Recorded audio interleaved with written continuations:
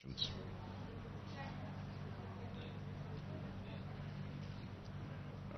President of the Philippines, President Rodrigo R. Duterte.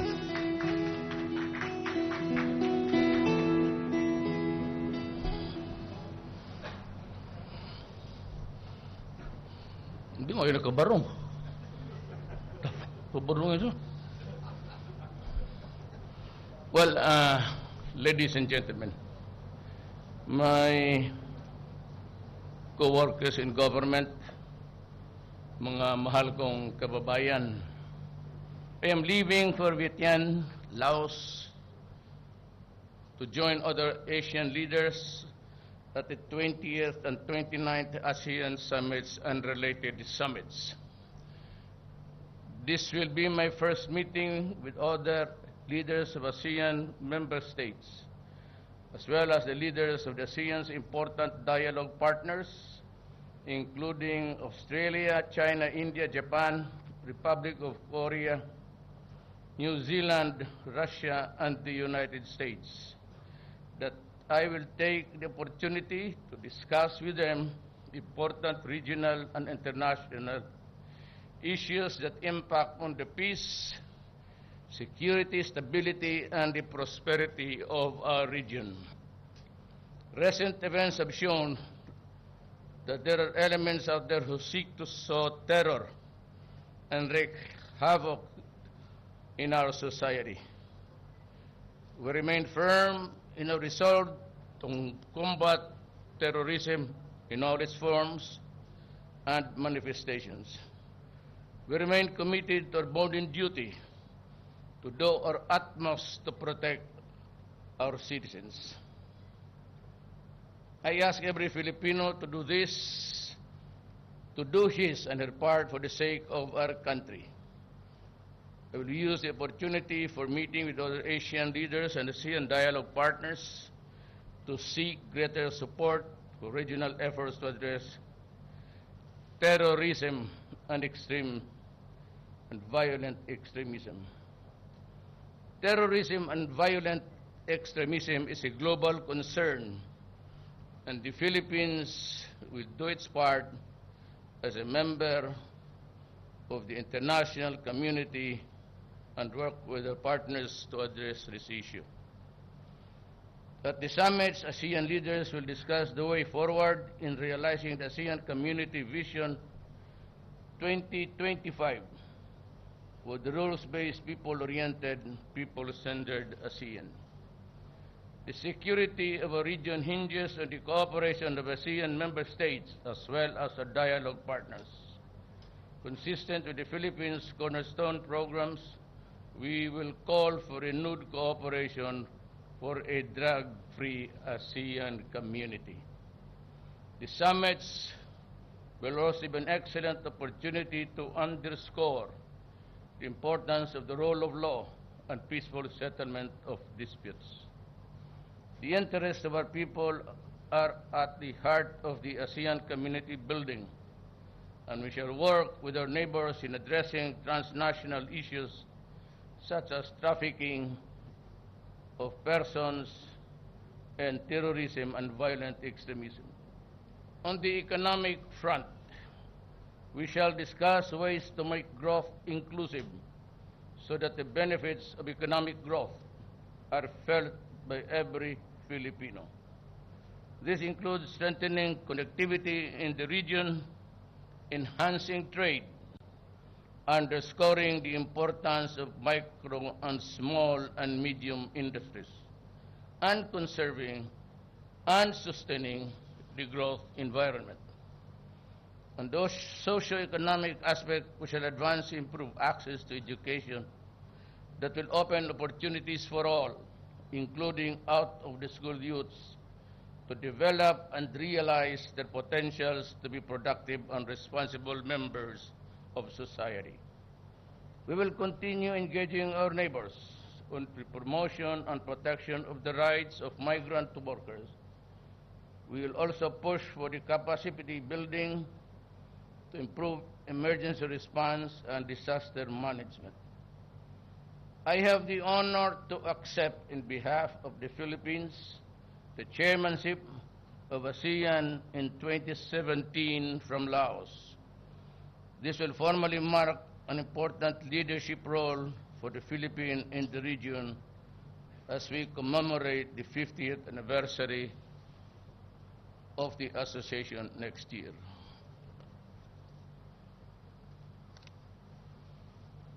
After ASEAN Summits, I will proceed with my working visit to Indonesia to discuss bilateral issues impacting our relationships. Upon my return, I will report on the gains that the Philippines achieved during the visits. Daghang salamat.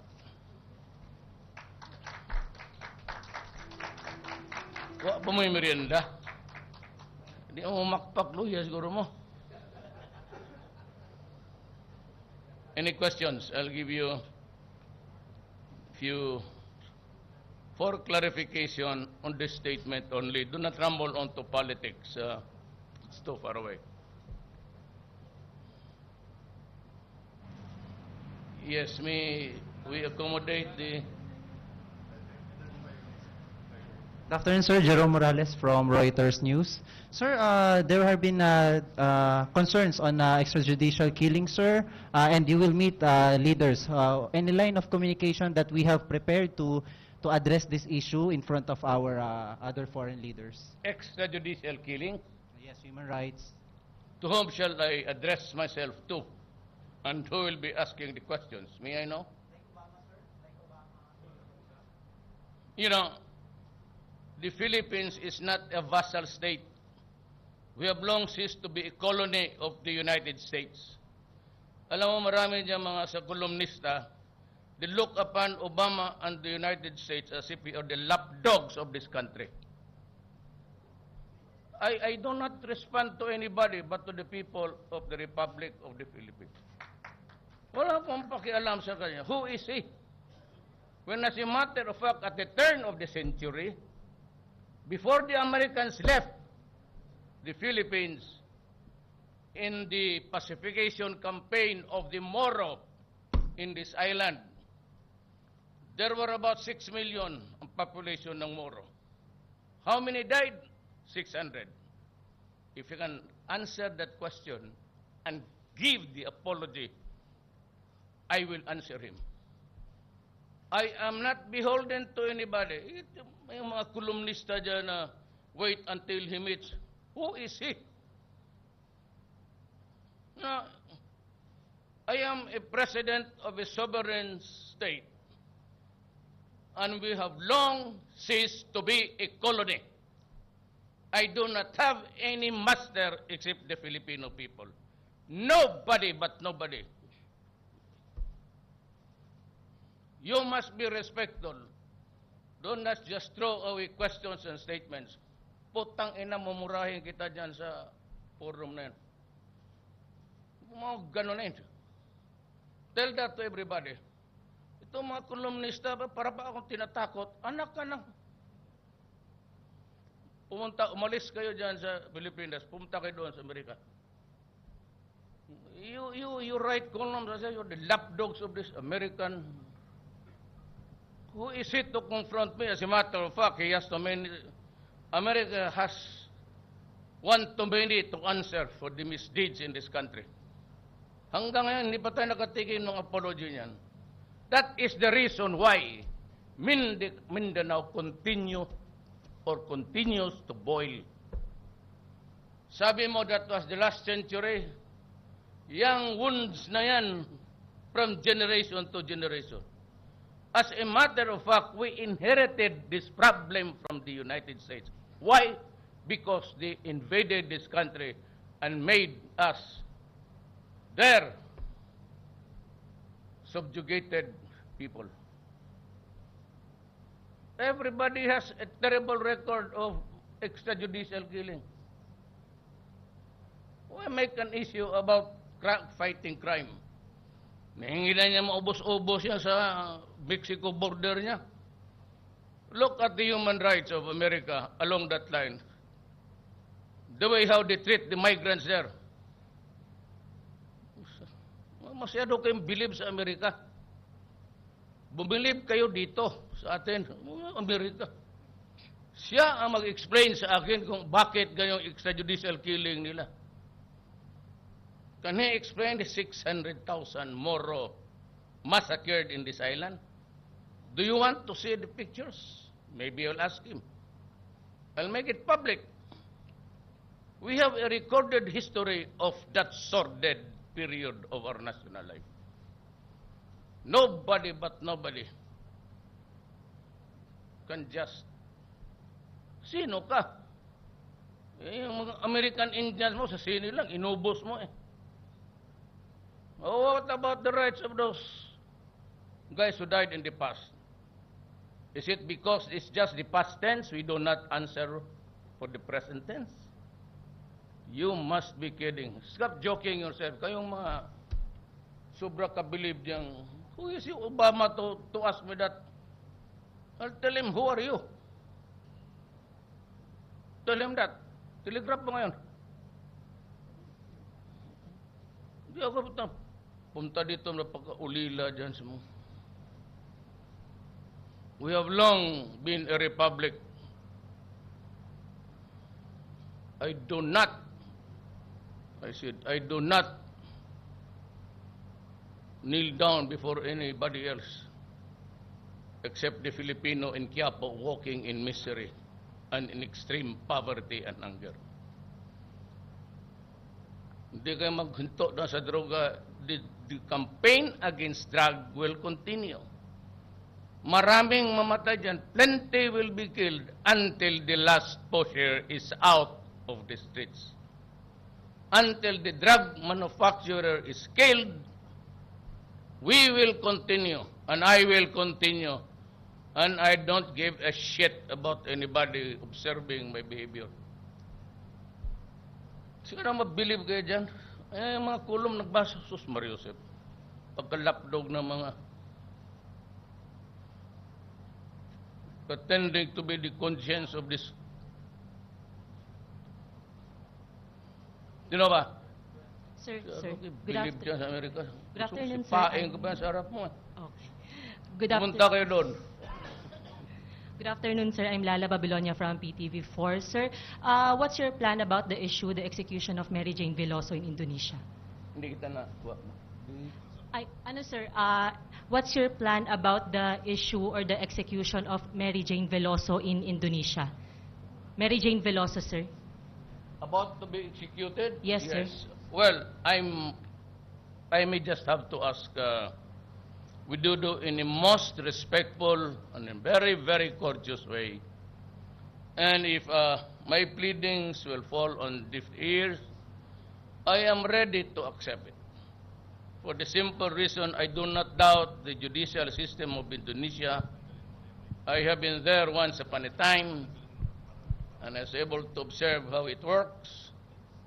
Whether or not she is really guilty, she is bound to be culpable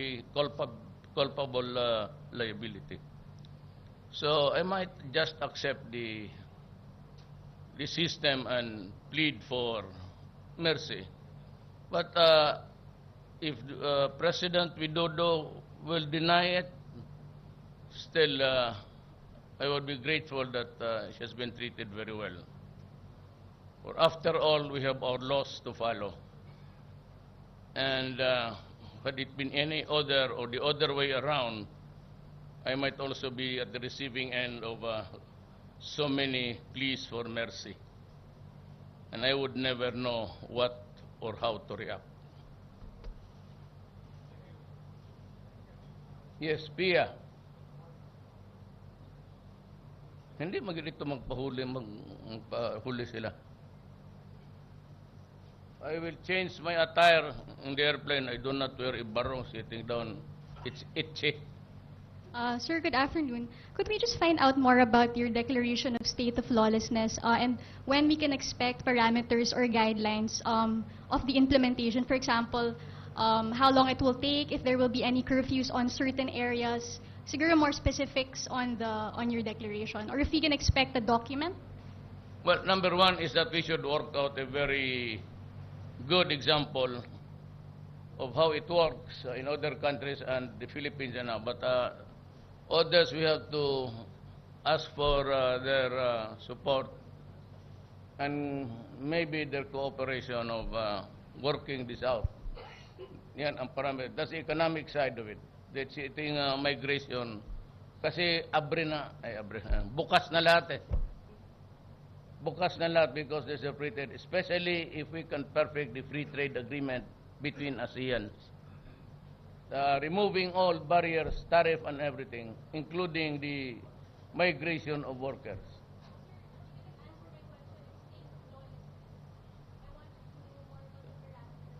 Wala mang lawlessness doon, yung lang man sa dito, tayo yan. I will not discuss it with them. I will not discuss it with them. I thought I said they better talk on the economic side. It's an internal affair which nobody should interfere, including the so-called judicial killing of the drug lords and the apparatus members of the drug syndicates. It will continue. Sabi ko, until such time that I can proclaim to the nation that we are drug-free. If that is my only purpose in this presidency, so be it. If you remove me because of the killings, then it shall be so.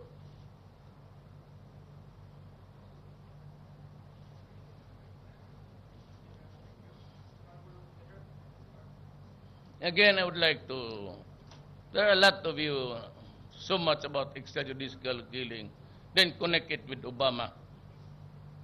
No, I do not want to pick a quarrel with Obama, but certainly I would not appear to be beholden to anybody. I only am answerable again to the Filipino people who elected me as president. Period. Nobody but nobody should interfere. This is an independent country. Nobody has the right to lecture on me. God, do not do it.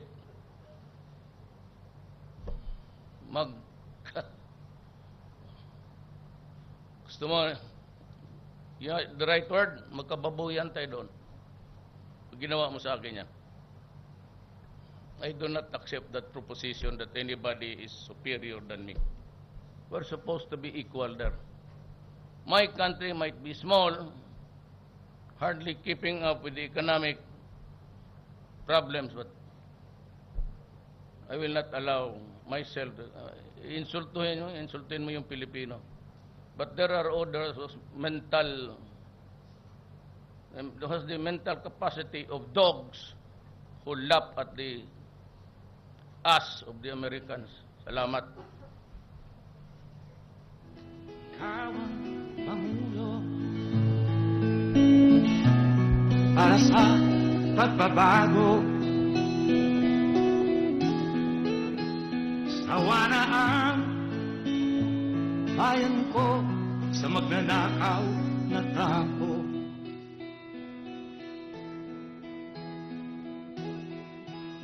Madilim na kahapon,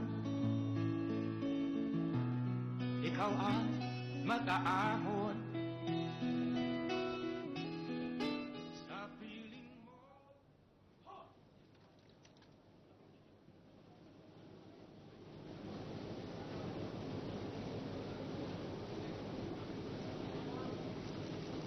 Ready? Hold. Yes, sir. Thank you. Thank you.